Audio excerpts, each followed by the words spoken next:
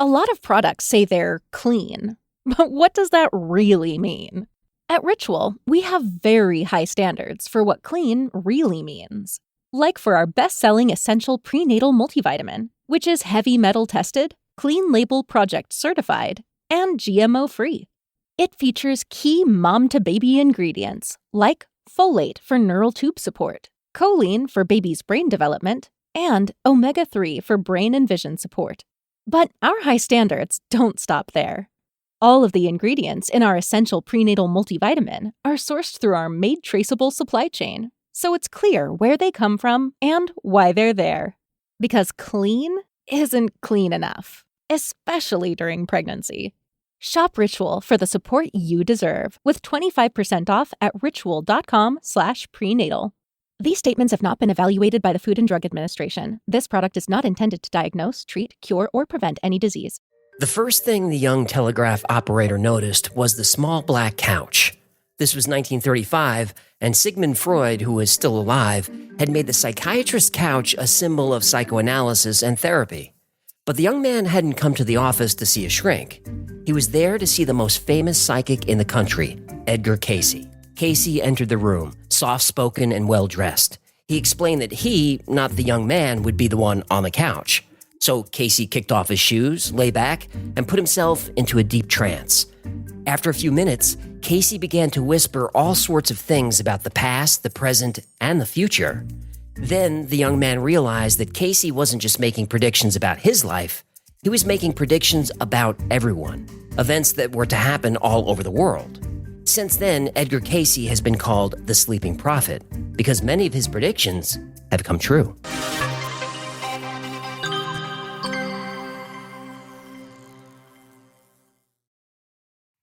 Edgar Cayce was born in 1887 into a poor farming family in rural Kentucky.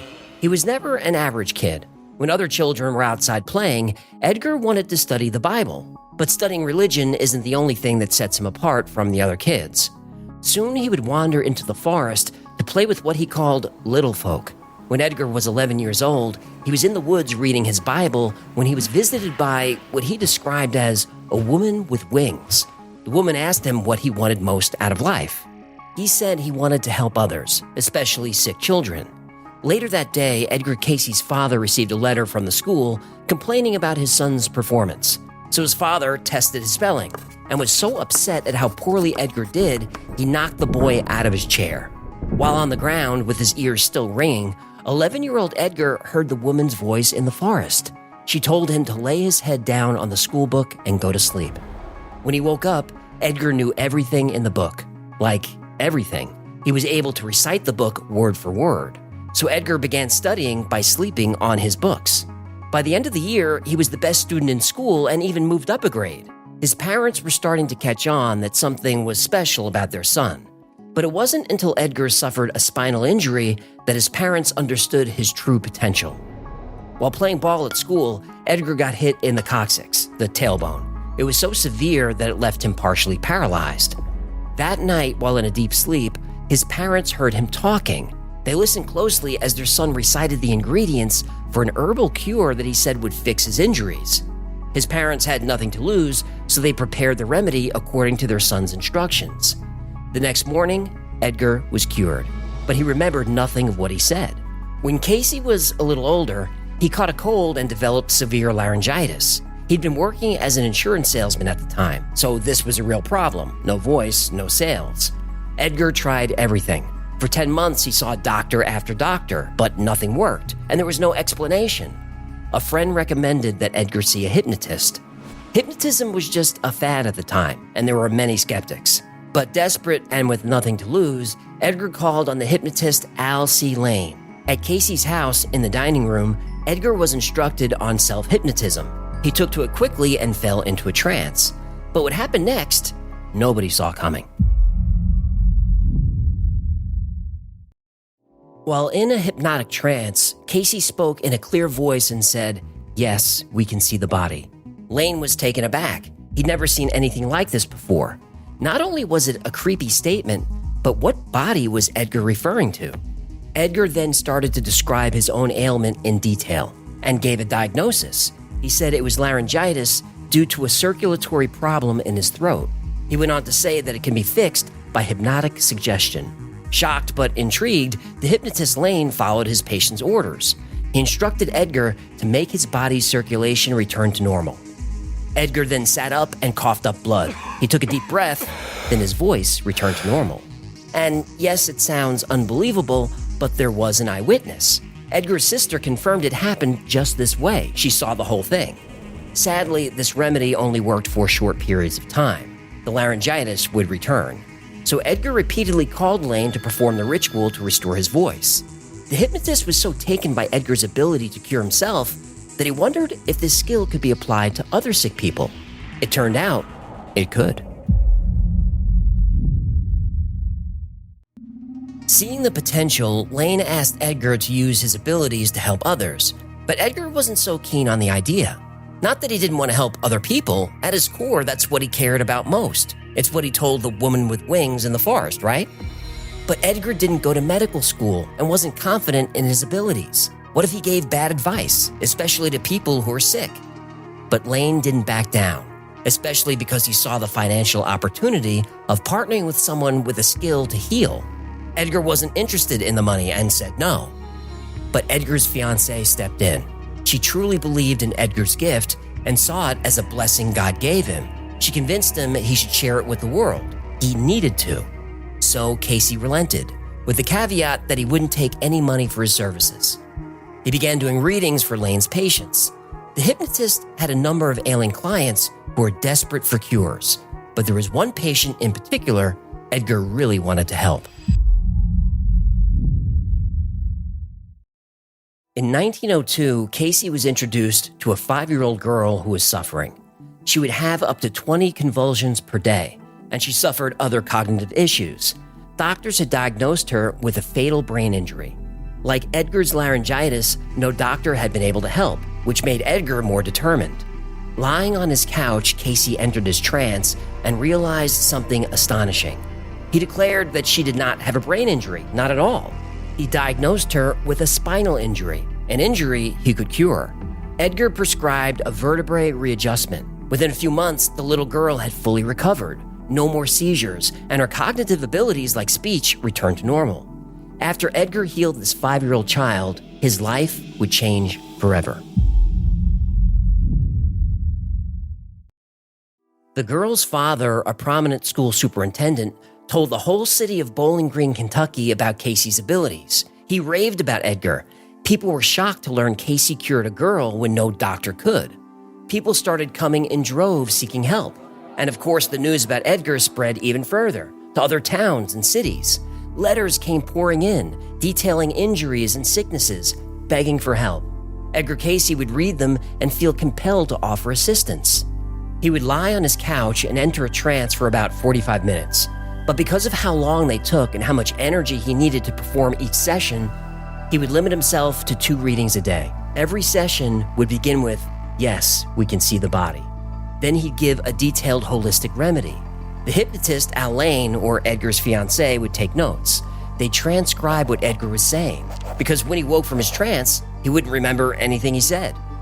Cayce earned the title Psychic Doctor, but people who actually went to med school weren't so fond of Edgar having that title. Still, with no formal training, this non-doctor outperformed the professionals, and that was a problem.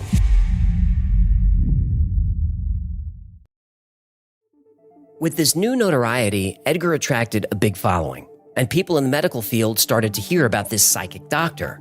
People who had spent years with their heads in books and labs were skeptical but intrigued. They wanted to see firsthand how a man without training could diagnose and prescribe treatment.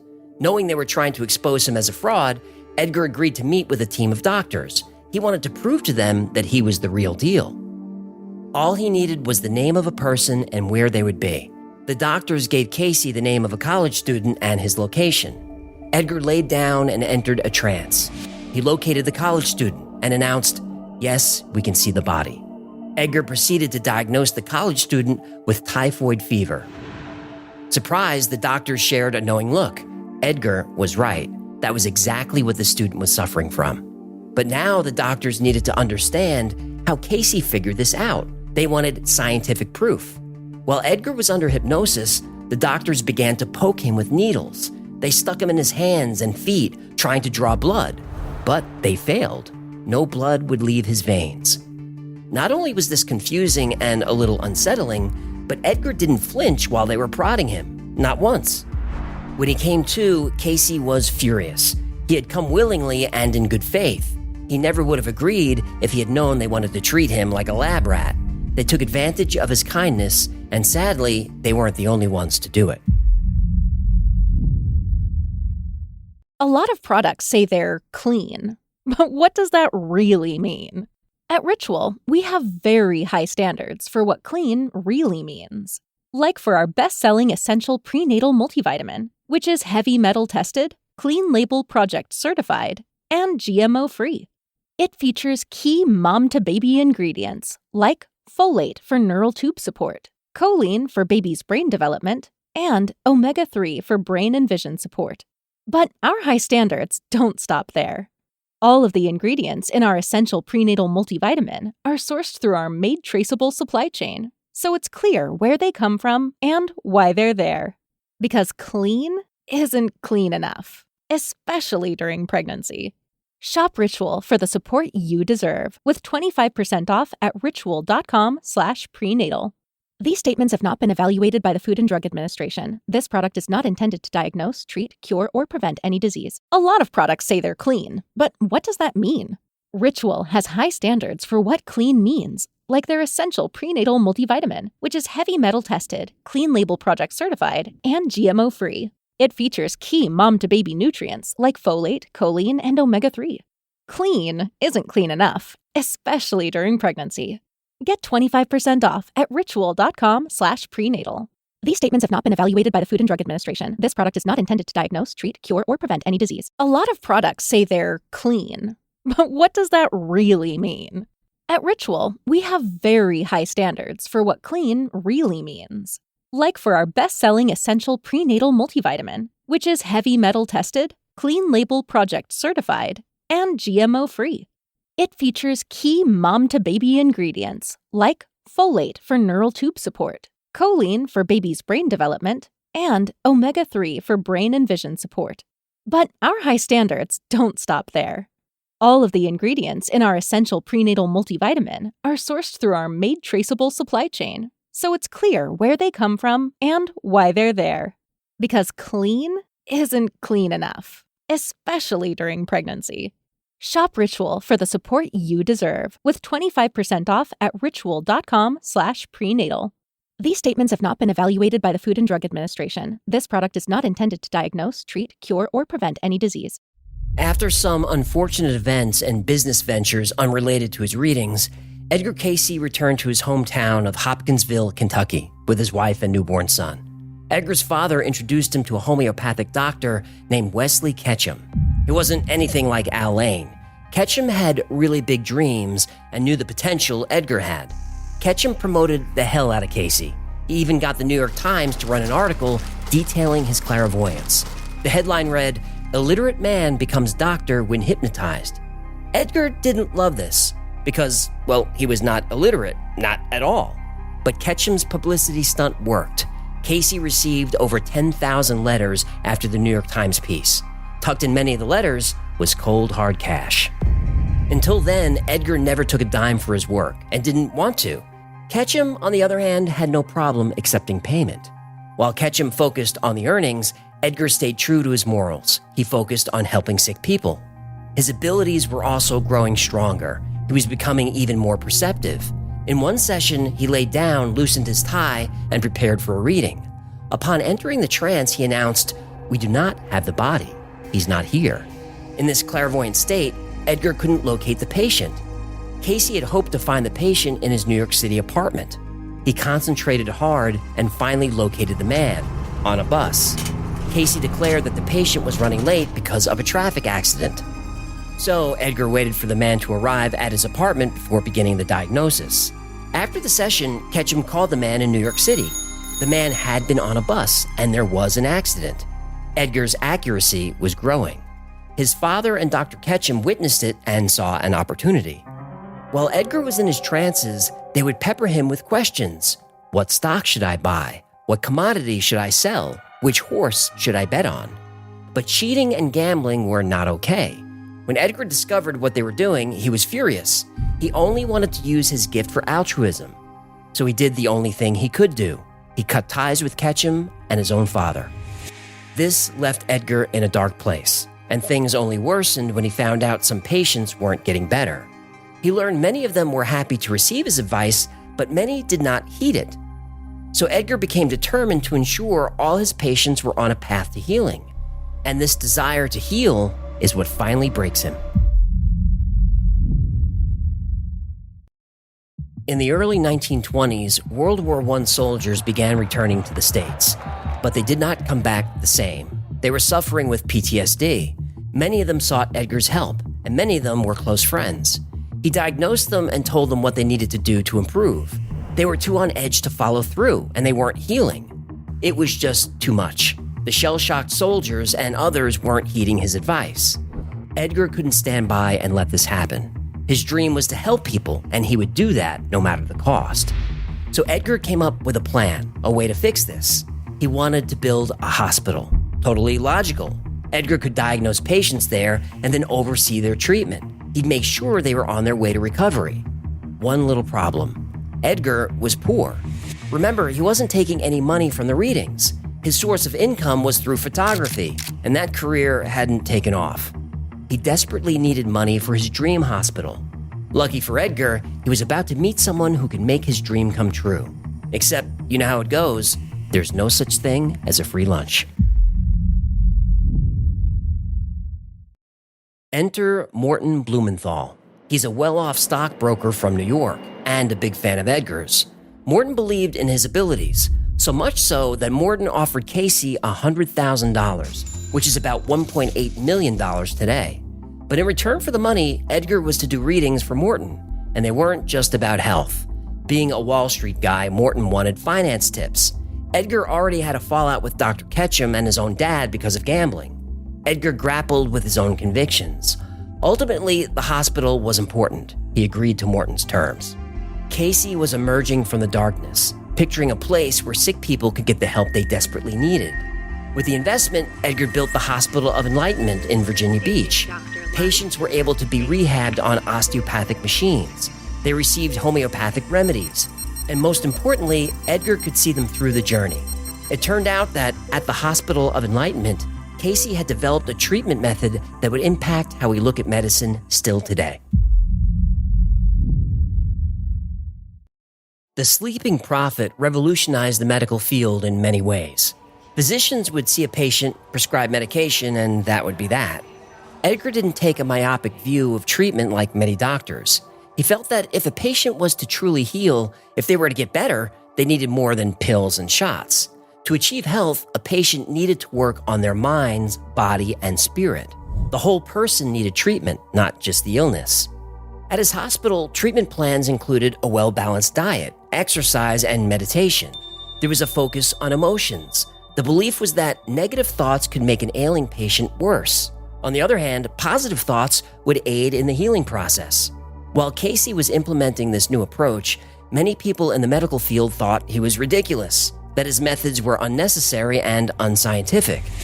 But today, many doctors and professionals believe in what Cayce was doing. They agree that a patient needs to work on the whole body to treat cancer and other sicknesses. It's a widely held belief that our everything, the mind, gut, etc., it's all interconnected, and holistic medicine like acupuncture does work. In the well-respected Journal of the American Medical Association, it was written that the roots of present-day holism probably go back 100 years to the birth of Edgar Cayce. This psychic doctor created treatment plans to help heal skin ailments. Research has proven that Cayce's approach, a specific diet, chiropractic medicine, and other natural remedies, is exactly what's needed to clear up psoriasis and other skin conditions. With no medical training, Edgar Cayce succeeded in helping thousands of people suffering from these skin issues. And that's not all. Cayce also discovered links between food and health that have since been proven true. He said sugar and white flour might aggravate mental disorders. Today we know that highly processed white flour affects blood sugar. and it can cause energy spikes and crashes that can exacerbate anxiety and depression. With the Hospital of Enlightenment, Cayce was fulfilling his life's goal. He was helping sick people, but he could only do this if he kept his benefactor happy. He needed Morton Blumenthal to keep the investments coming. But those investments wouldn't last forever. Edgar and Morton met in April of 1929 for a reading. Morton asked about the booming markets. While in a trance, Cayce gave a dire warning. He said, "There must surely come a break where it will be panic in the money centers." Edgar was right again.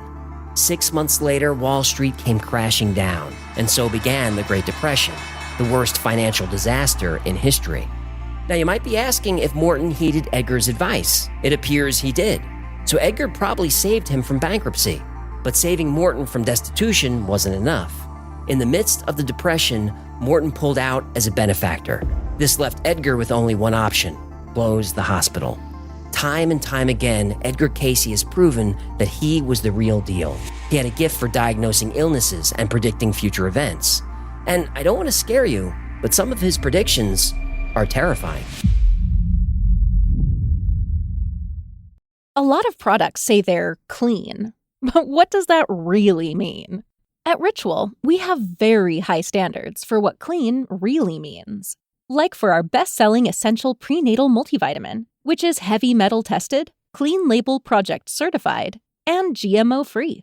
It features key mom-to-baby ingredients like folate for neural tube support, choline for baby's brain development, and omega-3 for brain and vision support. But our high standards don't stop there.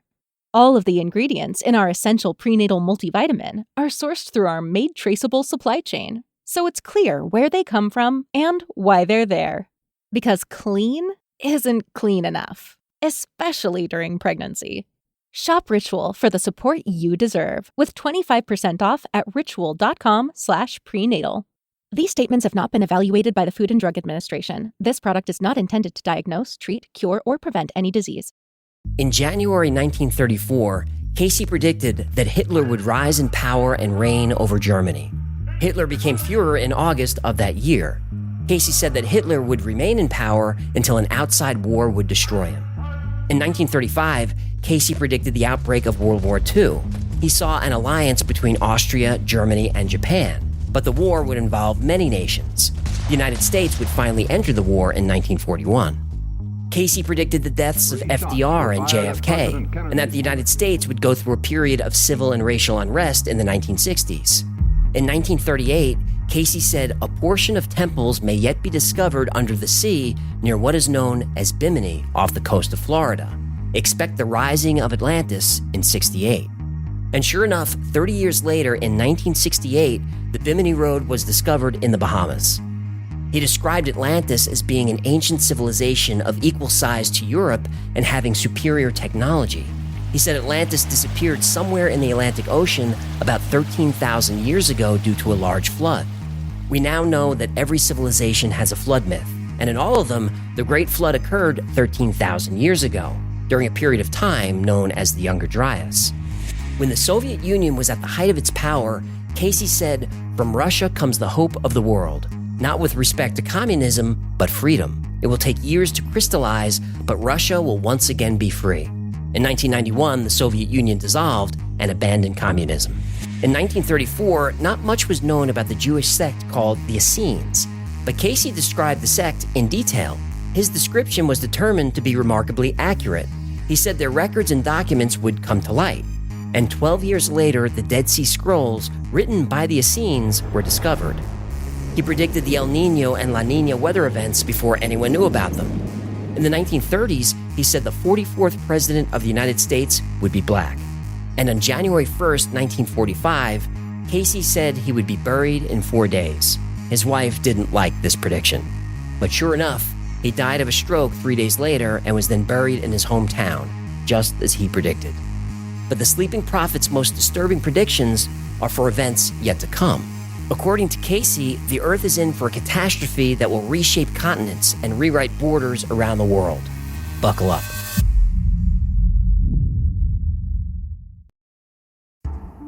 In 1936, Edgar Cayce predicted the world would undergo a pole shift between 16 and 20 degrees. When both Mount Etna in Italy and Mount Pelée in Martinique erupt together, we will have 90 days to evacuate the coastlines. In 2023, Mount Etna saw eruptions in February, May, August, and November. Scientists at Mount Pelée say that seismic activity there is above the baseline. If the poles shift, as Edgar Cayce predicts, the world map will look very different. Africa will be divided into 3 parts. The Nile will widen, and a brand new waterway will split the continent. You might have read that this is already happening in Africa. As the Red Sea grows, Cairo will eventually disappear into the sea. A new landmass will develop to the north and west of Cape Town, and a new mountain range will emerge from the area. Asia is already very seismically active and will suffer the most dramatic changes. Land will be covered from the Philippines to Japan. As the Pacific Plate shifts its position, the islands of Japan will sink, leaving only a few small islands. Taiwan and most of Korea will be completely lost to the sea. The entire coast of China will be pushed inland hundreds of miles. Indonesia will break up, but some islands will remain and new ones will emerge. The population of India will be told not to seek higher ground within the interior of the country due to buckling of the land. Instead, they will have to head to the Himalayas. The high mountains of Tibet and Nepal will provide refuge. Antarctica will no longer be covered in ice, but will once again become fertile and green. Australia will lose nearly 25% of its land due to coastal flooding. The Adelaide area will become a new sea. The Simpson Desert and Gibson Desert will become fertile farming land. New Zealand will actually grow in size and will once again connect to mainland Australia. New Zealand will ultimately become one of the safest areas in the world. Europe, however, will suffer. Most of Northern Europe will simply be gone, sunk into the sea, as the tectonic plate underneath it collapses. Norway, Sweden, Finland, and Denmark disappear, eventually becoming hundreds of small islands. Most of the UK, from Scotland to the English Channel, will disappear into the ocean. But several small islands will remain. London and Birmingham will actually survive, not as cities, but as islands. Ireland will disappear, except for land at high elevations. Russia will be separated from Europe by a new sea when the Caspian, Black, Kara, and Baltic Seas combine. The new sea will stretch all the way to Siberia. Russia's climate will remain intact, leaving Russia to supply most of Europe's food. Much of Central Europe will sink, and most of the land between the Mediterranean Sea and the Baltic Sea will be completely lost underwater. Most of France will go underwater, leaving an island in the area surrounding Paris. A completely new waterway will then separate Switzerland from France. Italy will be entirely divided by water. Venice, Naples, Rome, and Genoa will sink below the rising sea. Higher elevations will become new islands. New lands will rise from Sicily to Sardinia.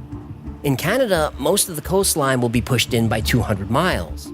Regions in Quebec, Ontario, Manitoba, Saskatchewan, and areas of Alberta will become the refugee survival centers of Canada. As the North American plate buckles, California will be reduced to 150 separate islands. The West Coast will recede east toward Nebraska, Wyoming, and Colorado. The Great Lakes and the St. Lawrence Seaway will join and continue from the Mississippi River to the Gulf of Mexico. All coastal areas from Maine to Florida will be taken over by water and pushed inland for miles. Most coastal areas of Mexico will be flooded. The California Baja coast will ultimately become a series of islands. Much of the Yucatan Peninsula will be lost to rising seas. In Central America, higher elevations will be safe, and most of the land will sink and become a series of islands. In South America, heavy earthquakes and volcanic activity will remake the terrain. Venezuela, Colombia, and Brazil will be covered by water. The Amazon basin area will become a huge inland sea. Peru and Bolivia will be mostly gone. Salvador, Sao Paulo, Rio de Janeiro, and parts of Uruguay will sink below the sea, as will the Falkland Islands. An entirely new sea will rise and take over much of central Argentina. This cataclysm will displace billions of people. Billions more will be killed. Cayce made these and many other terrifying predictions. But is he right?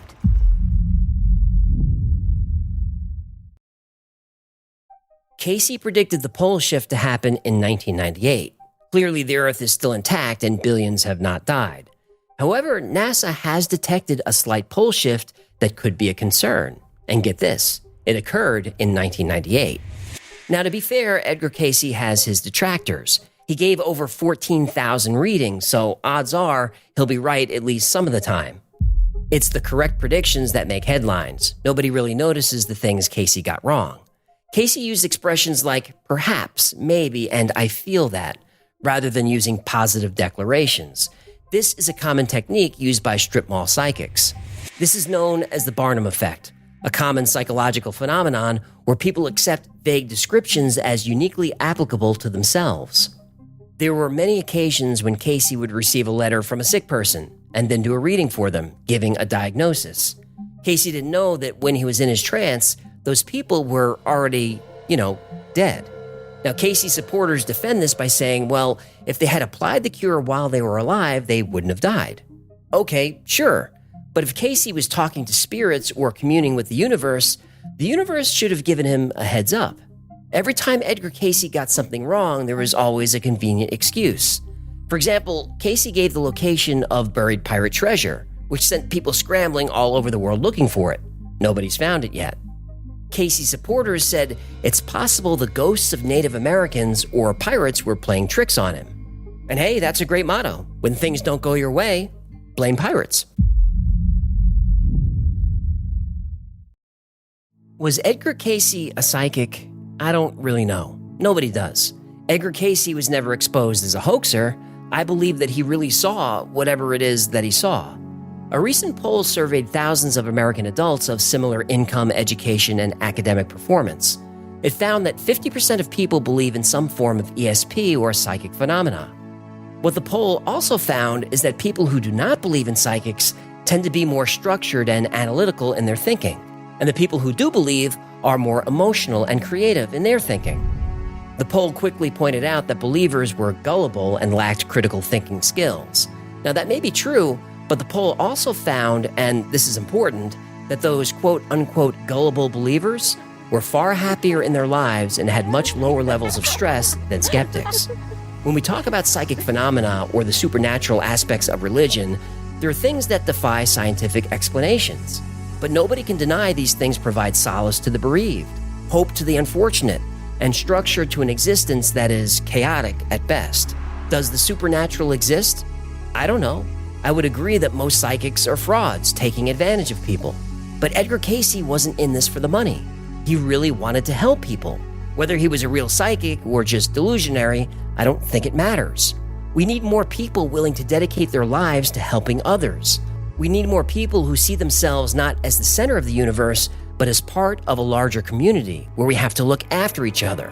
We need more people like Edgar Cayce, now more than ever.